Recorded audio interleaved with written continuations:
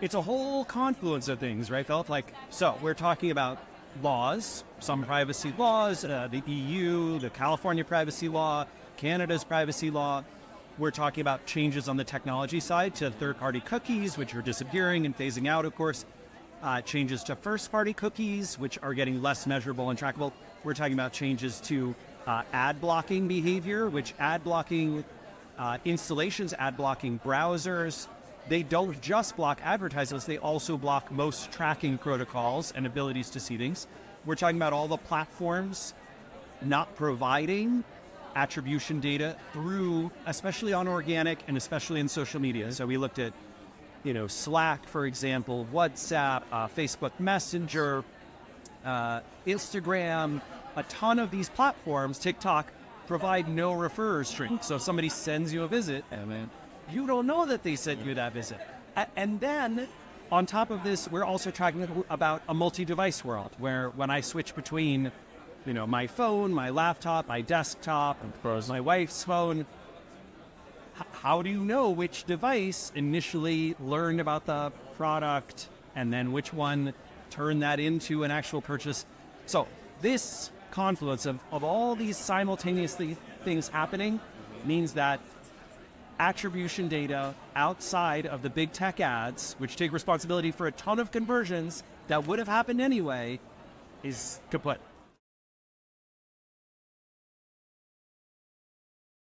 I think because so many executive teams, companies, so many agencies, so many marketers have grown up in this world where they have to provide attribution. I think what's going to happen is there will be a ton of continued investment in attribution technology, which never tells the real or full story. And a lot of people are going to get misled. I don't think attribution as a practice is dead.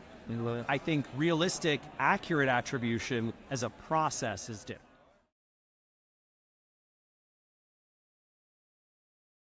I have seen people do it. I think this is actually a pretty smart protocol. You could go country by country or region by region, or time series based or audience based. So for example, you might say, hey, we want to test how effective our Instagram ads are. We're going to turn off all Instagram advertising in the UK, but we're going to leave it on for the United States, and we're going to see what happens over the next 3 months. 90 days later, we can see, we did have 5% lower sales growth in the UK than we did in the United States. That's what Instagram's delivering for us, even though it took credit for 25% of the actual sales. And then you can look at your budget and decide, well, do I want to spend this much to get this much?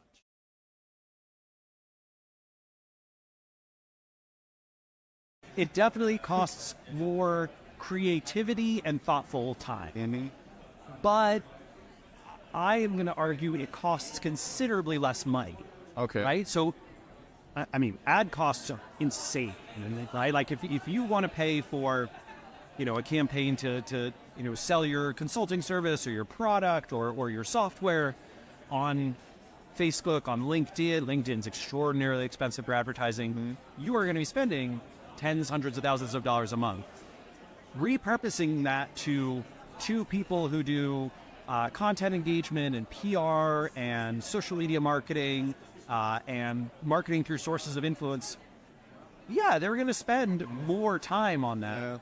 They're also going to cost, a tenth, a 50th of what it would cost to pay Google and Facebook for the privilege of having your ads there. And my argument is, generally speaking, organic engagement is higher quality and produces higher return on investment, right? So if you learn about a product through organic sources, right, a podcast, a video, social media, you are going to be more likely to remember it, engage with it in the future, buy from them in the future, than if you just see it via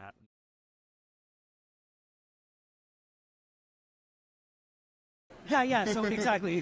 So, for example, this video that we're producing right now, if we were to take this video that we're recording and we were to put it on LinkedIn and include in the LinkedIn post a link to watch the full thing on 121 Watt's website, LinkedIn would show that post to far fewer people. right? They will penalize it in the algorithm. You're unlikely to see this video if we post it that way. But same post, no link, that is likely to get, in my experience, 10 times or more the reach. So the choice is ours, right? What do we want to do? Do we want to bring 1/10 the audience over to our website via a link?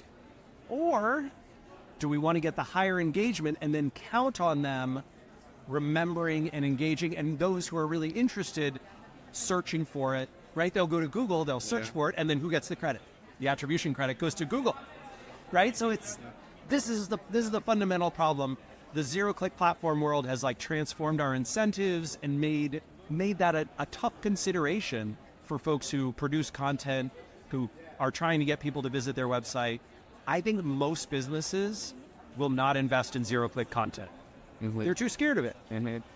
And because they're too scared of it, that means you can really stand out if you do.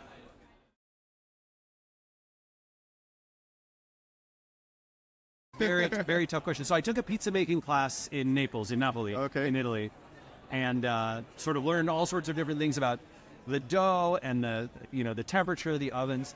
But this is going to be quite controversial. We ate some extraordinary pizza in Napoli. I've had some great pizza in New York, in Portland, Oregon. The best pizza of my whole life was in Tokyo, Japan. There are 3 pizzerias owned by Japanese pizzaiolas who trained in Italy, and then they went back to Japan, and like these guys, they went over the top. You know how the Japanese do? They were like, oh, we can get this clean burning wood from the Nara forest, and this wood produces like the best possible smell when you burn it in the oven, and we're going to do this thing where we create the oven in a certain way, very traditional, but with a different kind of brick, and it holds the heat differently, so that it only takes 75 seconds instead of 90 seconds to heat up the pizza crust. And you don't burn the outside, but you manage to cook the bottom of the middle, so it's, when you get a Neapolitan pizza and the middle is a little too spongy, it's not quite as crisp as you want it, and then the outside crust gets a little burned and blackened. And that's because of the heat at which the pizza oven is required and how long it spends in there. So anyway, I'm just saying, go to Japan. If you go to Japan, go look up the best pizzerias in Tokyo. There's 3 of them. They're all owned by different guys, but it's incredible. Absolutely incredible. Thank you very much for your time. Yeah, thank you, Matt, man. Cheers. Cheers.